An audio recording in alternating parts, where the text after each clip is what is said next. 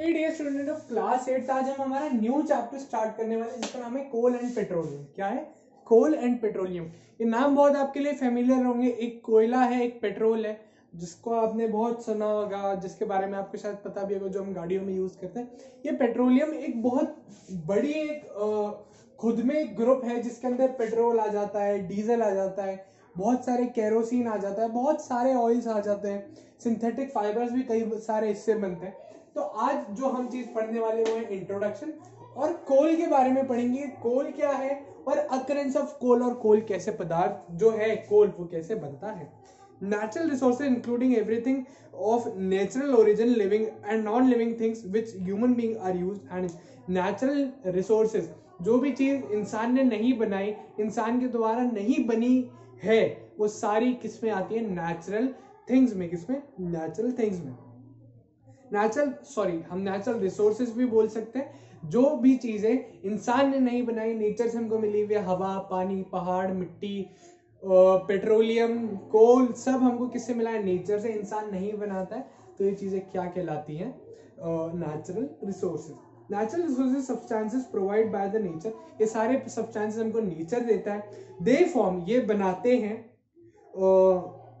the wealth of the country, including land, air, water, forest, wild animals, minerals and various other things। ये कुछ चीजें बताई गई है जिससे एक क्षेत्र बनता है जहाँ पे land, air, water, wild life, animal, humans, soil सब इंक्लूड जो जाता है। ये सब किससे है? ये सब सिर्फ और सिर्फ नेचर से है। और ये सारी क्या चीजें हैं? ये सारी की सारी नेचुरल रिसोर्सेस हैं। They provide the base of good and services needed to support modern life. यही एक बेस प्रोडक्ट है जिसके ऊपर हमारी सारी मॉडर्न लाइफ टिकी हुई है। इन्हीं की मदद से आज हम जिंदा और हमारे सारे काम करते हैं। In obtaining these resources, there is a consistent interaction of human with environment. In resources की वजह से नेचर और एनवायरनमेंट में कंटिन्यू इंटरेक्शन चलता रहता है। आपस में एक दूसरे से वो जुड़े रहते हैं और एक दूसरे से वो सारी चीजें चलती रहती है। ज्यादातर केसेस में हम नेचर से ज्यादा चीजें लेते हैं और हम नेचर को बदले में ज्यादा कुछ भी नहीं दे रहे हैं। सच्चाई यही है। We, the human beings, use various materials for our basic needs in order to survive, live comfortably. अब हम जिंदा रहने के लिए नेचर से बहुत सारी चीजें लेते हैं और कई बार कंफर्टेबल लाइफ जीने के लिए, एक साधारण, एक सिंपल लाइफ जीने के लिए भी हम नेचर से बहुत ज्यादा हेल्प लेते हैं। फॉर एग्जाम्पल के लिए we need air for respiration and combustion. हमारे शरीर में रेस्पिरेशन एंड कंबशन के लिए एयर का इंटेक जरूरी है। ये चीज होगी ही नेचर में, इसके बिना हम जिंदा नहीं रह सकते। Water for carrying out various body functions, पीने के लिए पानी, इरिगेशन के लिए, मिट्टी में देने के लिए, खेतों में, सनलाइट फॉर विजन, आंखों के लिए, सनलाइट देखने के लिए, पूरे हम देख सके आसानी से सारी चीजों को। And growth and development of plant and soil, जमीन में से पेड़ों का उगना, पौधों का उगना, इन सब के लिए नेचर ने हमको बहुत सारी चीजें दे रखी है, एटसेट्रा। फर्दरमोर आगे बढ़ते हैं। Man has learned to use resource within the earth such as land, stones. अब इंसान ने आगे बढ़ते बढ़ते चीजें सीख लिए कि मिट्टी का क्या यूज है। हम हर नेचुरल रिसोर्सेज का कुछ ना कुछ यूज ले रहे हैं। हर नेचुरल रिसोर्सेज का क्या यूज है, भले वो पत्थर हो, पानी हो, हवा हो, मिट्टी हो, जिस भी नेचुरल रिसोर्सेज का यूज ले सकते हैं हम सब नेचुरल रिसोर्सेज का यूज ले रहे हैं। Most of the energy needs are met by natural resources. ज्यादातर एनर्जी की जो हमारी जरूरत है वो नेचुरल रिसोर्सेज से ही पूरी हो रही है आज भी। वुड, कोल, पेट्रोलियम इसके एग्जांपल है। दीज रिसोर्सेज आर लिमिटेड, ये बहुत ज्यादा लिमिटेड है हमारे एनवायरनमेंट में, और बहुत जल्दी ही ये जो है एग्जॉस्ट हो जाएंगे, बिल्कुल खत्म हो जाएंगे अगर हम इनका बहुत ज्यादा एक्सेसिव यूज करने लगते हैं तो। Depending upon the availability of various kinds of natural resources we can classify into two. जो नेचुरल रिसोर्सेज हमको मिल रहे हैं, हम उनको दो ग्रुप्स में डिवाइड कर सकते हैं। इनएग्जॉस्टिबल नेचुरल रिसोर्स पहला है और एग्जॉस्टिबल नेचुरल रिसोर्सेज ये दूसरा है। इन दो ग्रुप में हम इन चीजों को डिवाइड कर सकते हैं। The natural resources which are available to human beings in unlimited quantity and not like to be exhausted by various human activities are called natural exhaustible natural resources।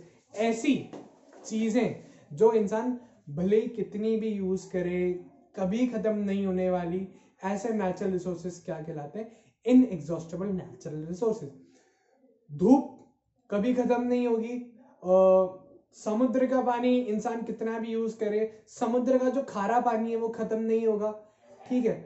और हम देखें बहुत सारे ऐसे रिसोर्सेस हैं जो बिल्कुल कभी खत्म नहीं होते हैं, नेचर हमको देता है, और कुछ ऐसे रिसोर्सेज हैं जो बहुत जल्दी खत्म हो जाएंगे, उनकी कुछ लिमिट है, उसके बाद में वो बिल्कुल खत्म हो जाएंगे।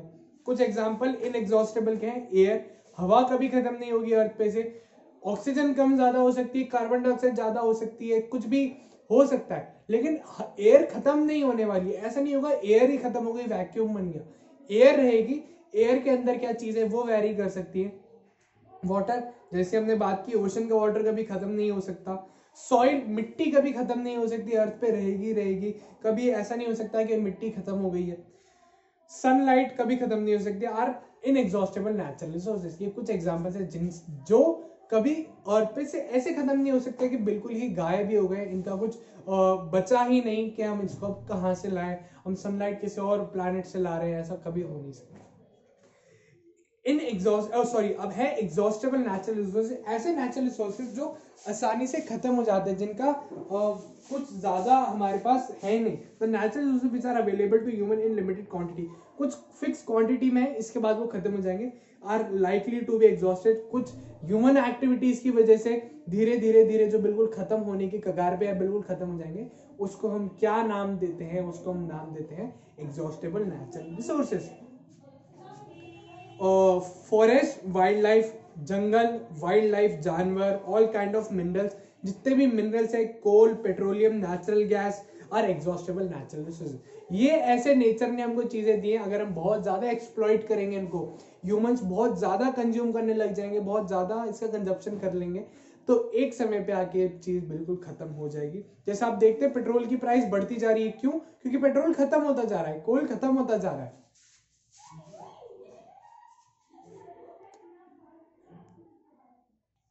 In this chapter we will study about the important natural resources. इस चैप्टर में हम कुछ नेचुरल रिसोर्सेज की बात करेंगे जो नेचर ने हमको दिए, सच एज फॉरेस्ट, जंगल, सॉइल, मिट्टी, मिनरल्स, कोल, पेट्रोलियम, इन सब के बारे में बात करेंगे।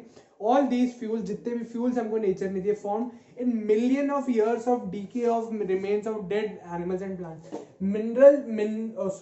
मिलियंस ऑफ ईयर्स, लाखों हजारों साल में जो जानवर मिट्टी में दब गए थे, उनकी वजह से जो कोल और पेट्रोलियम बन गया है, उनके बारे में हम स्टडी करेंगे कि ये कैसे हुआ, ये क्या है चीजें, और इनके बारे में हम देखेंगे हमको ये कैसे सिखाता है। As remains of dead animals और प्लांट्स आर कॉल्ड फॉसिल्स, ये जितने भी होते हैं फॉसिल्स कहलाते हैं, जो जमीन के नीचे दबे हुए हैं, जितने भी एनिमल्स और प्लांट्स नीचे दब जाते हैं, लाखों साल लगते हैं फॉसिल बनने में उनको, और जो ये जब बन जाते हैं लाखों साल के बाद, तो हम इसको क्या नाम देते हैं? फॉसिल्स। क्या नाम देते हैं? Fossils. The fuels are obtained from these fossils, और ये जो फॉसिल होते हैं इनमें काफी ऑयल आ जाता है, जब इन ऑयल को हम एक्सट्रैक्ट कर लेते हैं उस फॉसिल में से, तो उसको हम क्या नाम देते हैं? Fossil fuels. क्या देते हैं? Fossil fuels.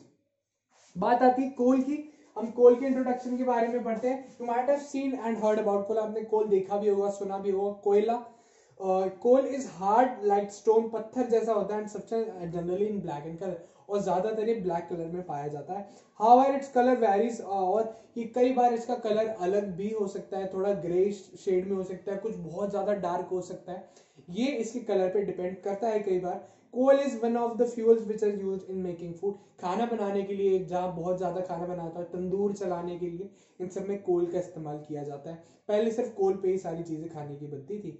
However, it produces lot of smoke and foul smelling gases which causes ऐसे इसको जलाने से बहुत ज्यादा गंदी गैसेस निकलती हैं, और स्मोक बहुत ज्यादा निकलता है जब हम कोयलों को जलाते हैं, और ये एनवायरनमेंट को भी बहुत ज्यादा हार्म प्रोड्यूस करते हैं,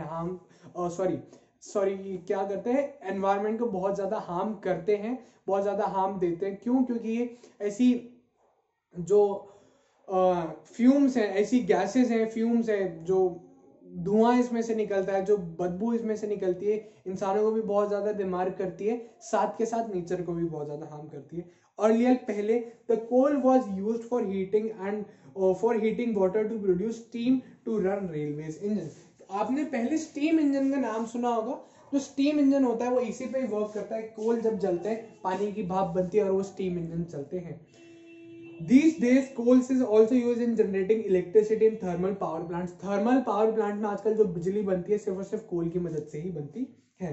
In addition to it और इसके साथ साथ coal is use as a fuel in factories, और कोल ज्यादातर फैक्ट्रीज में फ्यूल के जैसे फ्यूल है पेट्रोल डीजल, इस तरीके से कोल को भी यूज किया जाता है। Cement plants and brick canals, ईंट के भट्टे देखे बड़े बड़े जिनमें से धुआं निकलता रहता है, उनमें भी ईंटें पकाने के लिए कोल का यूज किया जाता है। और बड़ी बड़ी सीमेंट फैक्ट्री जो है जिनमें सीमेंट की टाइल सीमेंट के ब्लॉक्स बनाए जाते हैं उसमें भी इसी तरीके की कोल्स का यूज किया जाता है।